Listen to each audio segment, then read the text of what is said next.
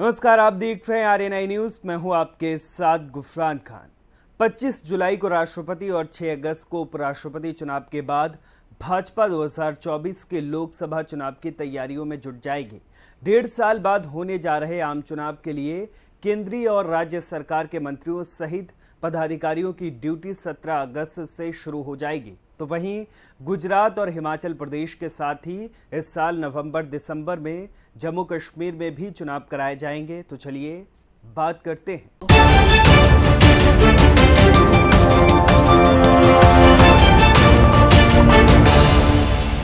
पिछले लोकसभा चुनाव में पार्टी ने 303 सीटें जीती थी। सहयोगी पार्टियों की 54 सीटें मिलाने पर कुल 357 सीटें होती हैं। भाजपा की योजना है कि चुनाव से पहले इन सीटों पर केंद्रीय मंत्रियों के महीने में एक बार दौरा हो। पिछले लोकसभा चुनाव में भाजपा जिन 144 सीटों पर हारी थी, वहां केंद्रीय मंत्रियों का 15 दिन में एक दौरा होगा। लोकसभा के हिसाब से पार्टी माइक्रो मैनेजमेंट करेगी। इसके तहत जीती हुई लोकसभा सीटों के तहत आने वाली उन विधानसभा सीटों पर जहां पार्टी 2019 में पिछड़ गई थी, वहां राज्य सरकारों के मंत्री रहकर स्थिति की समीक्षा करेंगे और खामियों को दूर करने की रणनीति बनाएंगे।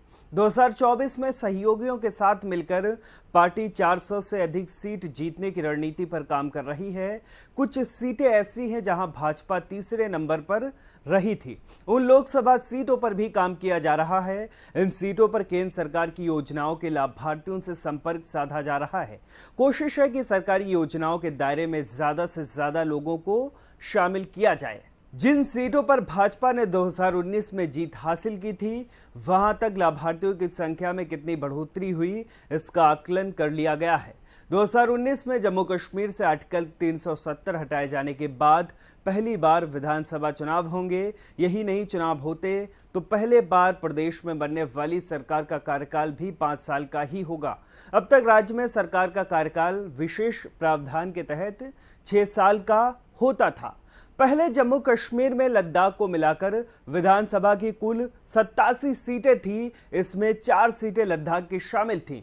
लेकिन लद्दाख को अलग केंद्र शासित प्रदेश बनाए जाने के बाद जम्मू कश्मीर विधानसभा में कुल 83 सीटें रह गई हैं। परिसीमन के बाद 7 सीटें बढ़ी हैं। इसके बाद कुल सीटों की संख्या 90 हो गई है। इसमें जम्मू में 43 और जम्मू कश्मीर में 47 विधानसभा क्षेत्र बनाए गए हैं। 9 सीटें अनुसूचित जनजाति के लिए रिजर्व की गई हैं।